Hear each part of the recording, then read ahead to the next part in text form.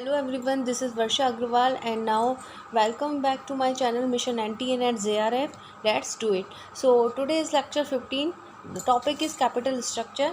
In my previous video मैंने कुछ capital structure के बारे में पहले ही डिस्क्राइब किया था। अगर आपने वो वीडियोस नहीं देखे हैं, वो लेक्चर नहीं देखे हैं, तो please go through the links and please watch that videos. और आज का जो टॉपिक है मैं बहुत शॉर्ट में कवर करूँगी, बट जो ये टॉपिक है ये बहुत ही इंपॉर्टेंट टॉपिक है on the basis of MCQ question of the net exam, जो मिडिल में आते हैं, जिसमें हम कंफ्यूज हो जाते हैं कि कौन सा सही है, कौन सा गलत है, किसको टिक करें, किसको नहीं करें, तो वो हमें समझ में नहीं आते हैं। तो जब तक वो आपका बेस क्लियर नहीं होगा तब तक वो टॉपिक्स आपको कवर अप नहीं हो पाएंगे। So let's just understand capital structure. As we know, the capital structure is the combination of here debt and equity ratio। यानी कि ये जो कहने का मतलब क्या है, कैपिटल स्ट्रक्चर में ये जो कॉम्बिनेशन है ये सिर्फ दो रेशियो का है, डेब्ट का और इक्विटी शेयर्स का। इसमें प्रेफरेंस शेयर नहीं है।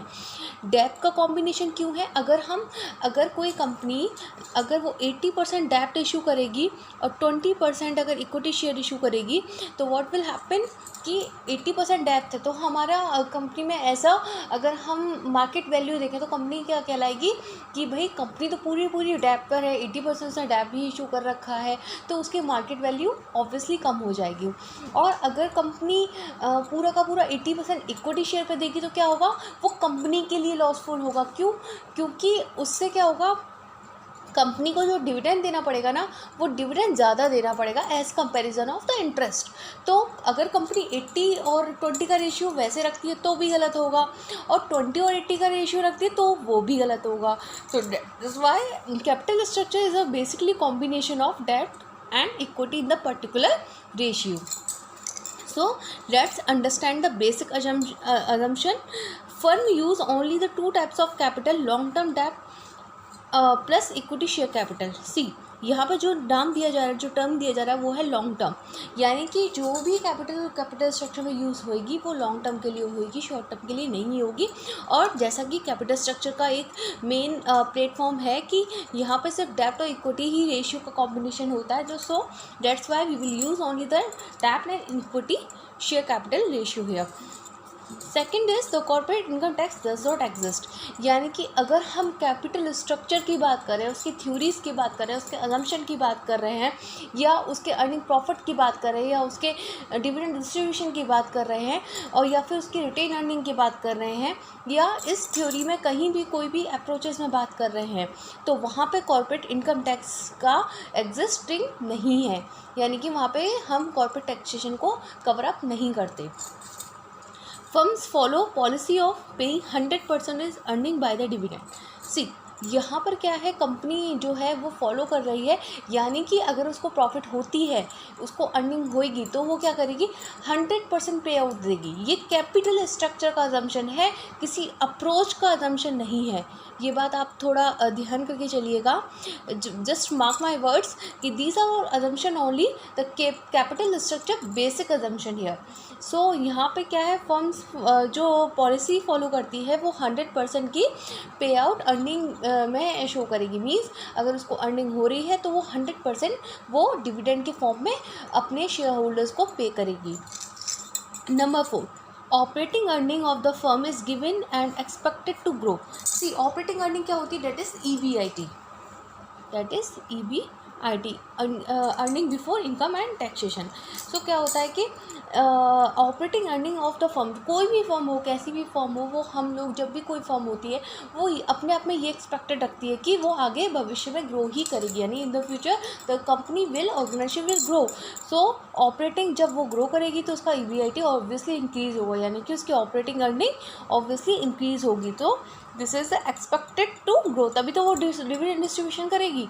अगर यही सी ये अजम्पशन कितना कोई अजम्पशन नहीं है। वो अर्निंग करेगी और अर्निंग होगी तो 100% डिविडेंड पे आउट होगा। जब अर्निंग ही नहीं होगी तो डिविडेंड कहाँ से पे आउट होगा। So that is why earning होगी, एक्सपेक्टेड है ग्रो की, और एक्सपेक्टेड है ग्रो की तो वो डिविडेंड वहाँ से डिस्ट्रीब्यूशन करेगी।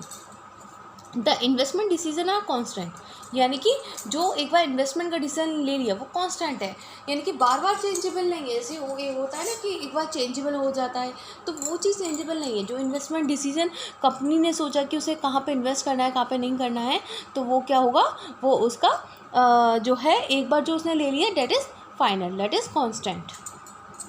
There is a perpetual life, means कोई भी कंपनी है that is what the company is thinking to having a particular perpetual life for the lifetime. कोई भी बिजनेस होता है तो कंपनी ये एक्सपेक्टेड करके चलती है कि उसकी लाइफ कोई भी शॉर्ट टर्म नहीं है, वो ऑब्वियसली लॉन्ग टर्म है। तो that is the perpetual life of the units. There are no clauses due to strikes और लॉकआउट, यानी कि अगर कंपनी में ऑर्गेनाइजेशन में कोई भी लॉकआउट की वो एक्सपेक्टेशंस नहीं रखती है, कोई भी स्ट्राइक की एक्सपेक्टेशन नहीं रखती है, और that is company is expecting the perpetual life of the units. The business risk is independent of the capital structure and financial risk, and the same remain constant. So the business risk is independent of the capital structure. Business risk क्या है, जो हमारा जितना भी operating से होता है, जितना भी ऑपरेटिंग से रिलेटेड है, वो सारा का सारा बिजनेस वो सारा किस में आता है, वो बिजनेस रिस्क में आता है। जैसे फॉर एग्जांपल किसी भी कंपनी का सेल्स का होना, ये वेरिएबल कॉस्ट का बढ़ जाना, फिक्स कॉस्ट का बढ़ जाना, वेरिएबल कॉस्ट का कम होना। अगर वेरिएबल कॉस्ट कम होगी या फिक्स कॉस्ट कम होगी तो EBIT ऑब्वियसली बढ़ेगा, ऑपरेटिंग अर्निंग कंपनी की बढ़ेगी। तो जितना भी बिजनेस रिस्क है ये रिलेटेड है ऑपरेटिंग अर्निंग से। तो business risk is independent of the capital structure, that is completely independent of capital structure. Means capital structure is a basically combination of डेब्ट एंड इक्विटी रेशियो। ये decision है, investment का decision है कि किस ratio में कंपनी को invest करना है। तो ऑब्वियसली बिजनेस रिस्क क्या है, वो इससे कम्प्लीटली डिफरेंट है, वो इसमें आएगा ही नहीं। The business is independent of the capital structure and financial risk also. Financial risk कौन सा हुआ, जो कैपिटल स्ट्रक्चर डेब्ट और इक्विटी का हुआ, वो हुआ फाइनेंशियल इशू। यानी कि अगर कंपनी ने 80% डेब्ट यूज़ किया और 20% अगर इक्विटी इशू किया, तो उससे क्या होगा कि कंपनी की मार्केट वैल्यू डाउन होगी। क्यों होगी, जैसा मैंने पहले बताया कि उससे कंपनी की परफॉर्मेंस ये शो होगी कंपनी फुल्ली डेब्ट पर है। और अगर कंपनी 80% इक्विटी शेयर इशू करती है और 20% डेब्ट इशू करती है, तो डेट मीन्स कि कंपनी का तो ठीक है, मार्केट वैल्यू तो ठीक होगी, लेकिन मार्केट वैल्यू एक तरीके से गिरेगी भी। क्यों, क्योंकि उसको जो डिविडेंड देना पड़ेगा वो ज़्यादा देना पड़ेगा, और जब डिविडेंड ज़्यादा देना पड़ेगा तो उसकी अर्निंग पे वहाँ इफ़ेक्ट आएगा।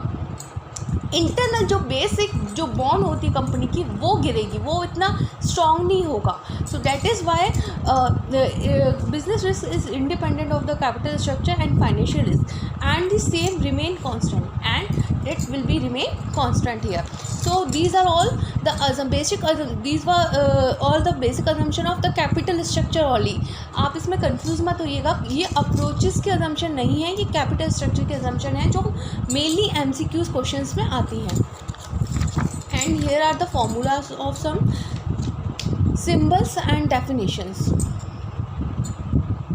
See, S denoted as market value of equity shares, B denoted as market value of debt, and V denoted as total value of the firm. So what we will do first is cost of the debt. When we are calculating the cost of debt, the formula is I upon B. I means I shows as a annual interest charges, means annual interest charges we will mark on the debt debentures only, and B is denoted for the market value of debt, means market value of debentures.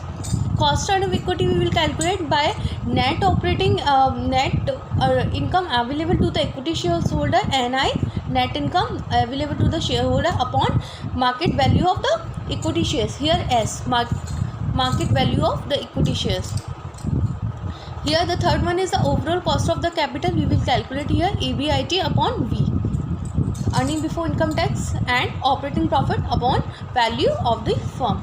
So that was my 15 lecture. And pleज़ आप ज़्यादा से ज़्यादा comment कीजिए आपको क्या चीज़ अच्छा लग रहा है, एंड कोई टॉपिक अगर आपको नहीं समझ में आ रहा है या कोई भी टॉपिक में क्वेरी है, इवन अदर सब्जेक्ट में suppose economics and organisation behaviour, तो आप प्लीज़ वो मार्क कीजिए और वो मुझे शेयर कीजिए.